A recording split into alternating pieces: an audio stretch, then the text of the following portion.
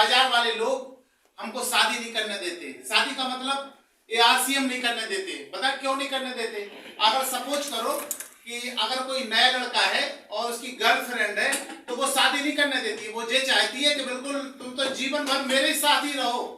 और अगर बताएं तुमने अगर शादी कर ली, वो ऐसा पढ़ा लिखा देती है, वो कहते तुमने अगर शादी कर ली और पता अगर नई दुल्हन को अगर तुम देख लोगे तो दोनों आंखें फूट जाएंगी। माना अगर तुमने दोनों आंखों से देख लिया तो दोनों आंखें फूट जाएंगी।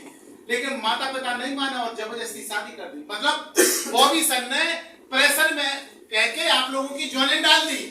अब लेकिन ज्वाइनिंग तो डाल दी प्रेशर में आके, लेकिन अब काम नहीं करना, ना प्रोडक्ट यूज करना। वो तो प्रोडक्ट बहुत खराब है। मतलब शादी कर दी, नई दुल्हन घर में आ गई, प्रोडक्ट घर में आ गए, और अब लेकिन वो दुल्हन परेशान है कि यार हमारे स्वामी जी तो हम तरफ देखती नहीं है। अगर आमने सामना हो जाए तो आंखें बंद कर लेते हैं। ऐसा क्या बात है?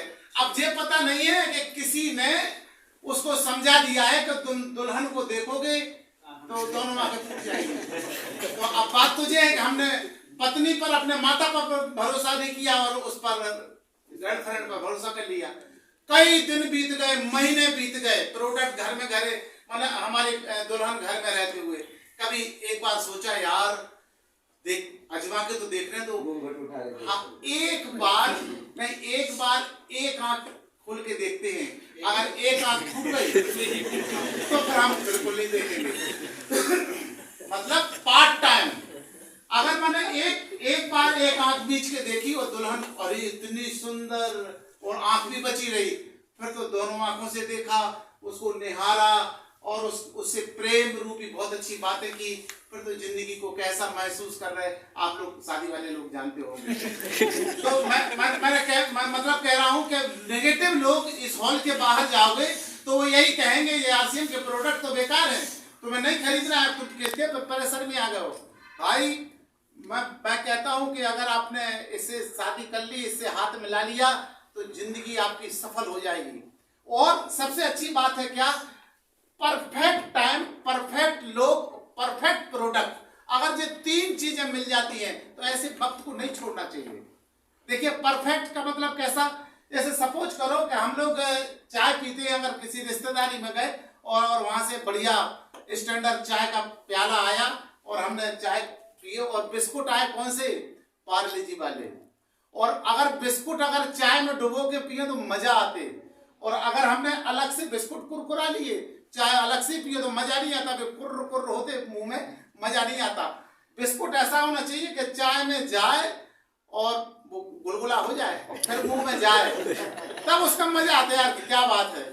लेकिन नुकसान क्या हो जाता कि पार्ले जी बिस्कुट को देर तक डुबे रहे और वो उसी में घुल जाता और गल जाता, सत्यानाश हो गई वो चाय। माने वो टाइम परफेक्ट नहीं समझा हमने और देर तक वो डुबाए रहे। या फिर आपको परफेक्ट टाइम होना चाहिए, परफेक्ट प्रोडक्ट हो आपके पास।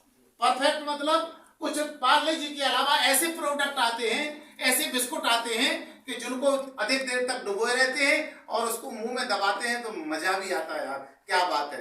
माने चाय का भी मजा लेते हैं, उस परफेक्ट टाइम का भी मजा लेते हैं। सपोज करो बिस्कुट की बात छोड़ो, हर आदमी जैसे पपीता खाना अच्छा लगता है तो पपीता कौन सा पपीता खाओगे? मतलब ऐसा पपीता जो पका हुआ हो और मतलब कड़क हो, जो मतलब कांटे में मतलब छिला हो और मतलब उसके काट के और कांटे में डाल के और खाइए आप, कितना मजा आता है। माने कपड़े भी बचे रहे और मतलब अपने फल का भी मजा ले लिया। और अगर ट्रक भर पपीता आए और ऐसे पपीता है कि बिल्कुल गुलगुले, मतलब पिलपिले हैं, बिल्कुल पिलपिले, और अगर उसको खा रहे हैं हम तो पपे हम कर रहे हैं पूरे। अब बताइए परफेक्ट प्रोडक्ट नहीं है वो। हम चाहते तो हैं पपीता खाना, यार मजा आए पपीता खाए, लेकिन परफेक्ट प्रोडक्ट नहीं है। जितना तो वो मुंह में नहीं जाएगा जितना वो कपड़ों पर आएगा।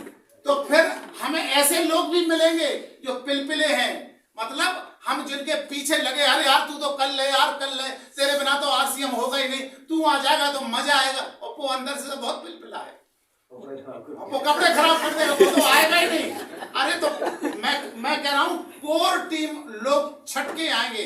हमारे यहाँ मानो 100 लोगों में से या 50 लोगों में से या 20 लोगों में से उस कोर लोगों को छांटिए जो कमिटमेंट करने वाले हैं, जो जिम्मेदारी लेने वाले हैं, जो अपने, हम जिम्मेदारी किसी के घर की नहीं निभा रहे, हम जिम्मेदारी किसी के बिजनेस की नहीं निभा रहे, हम जिम्मेदारी आप अपने भविष्य की, अपने बच्चों की, अपने परिवार की सिक्योरिटी की निभा रहे।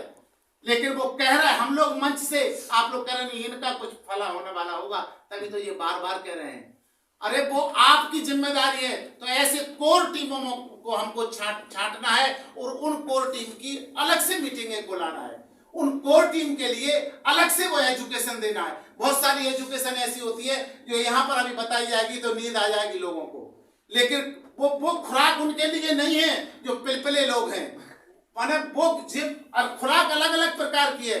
जो कोर टीम है वो छठे, भला ही वो 5 लोग हों, 5 से 50 हो जाएंगे। तो मैं तो कहता हूँ कोर टीम, राजा साहब से बोलूंगा मैं, कोर टीमों का आप तो निगाह में परख लेते हैं। जो जिम्मेदारी लेने वाले लोग हैं, जो कमिटमेंट वाले लोग हैं, जो मतलब जो कुछ करना चाहते हैं, तो उन कोर टीमों को छांट के उनकी अलग से अपन मीटिंग दें, उनको टाइम निकालें अपन उनको, और वो आपकी एजुकेशन जो सर से हमने सीखा, स्टार एमराल्ड सर से सीखा हमने, उनकी एजुकेशन को हम डुप्लीकेट करेंगे, उनको और ऊर्जा देंगे, तब कहीं हम थोड़ा सा इस कारोबार को आगे ले जा सकते हैं। नए लोग कितने हैं, वो कुछ प्रोडक्ट्स के बारे में कुछ भी बताना।